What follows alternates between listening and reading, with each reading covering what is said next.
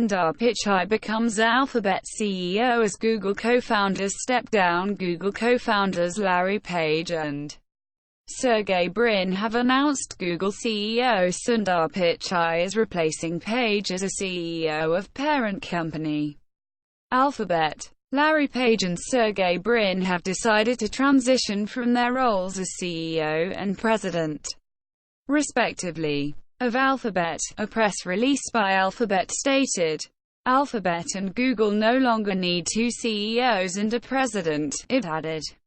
From learning Alphabet's in Jawahar to Alphabet CEO, Xiaomi India VP to Pichai. Xiaomi's global vice president and India VP Manu Kumar Jain on Wednesday took to Twitter to congratulate Sundar Pichai on being appointed as Alphabet's CEO.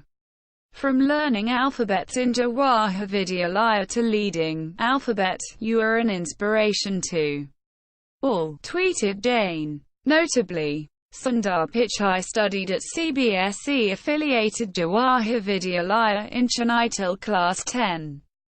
No better person than Pichai to lead Google and Alphabet.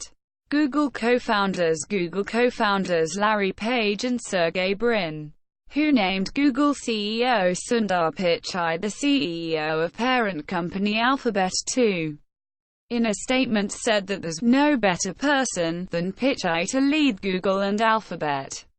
He's worked closely with us for 15 years, they said. There's no one that we've relied on more since Alphabet was founded, they added. This won't affect Alphabet's structure. Pichai on being appointed Alphabet CEO on being appointed as Alphabet CEO.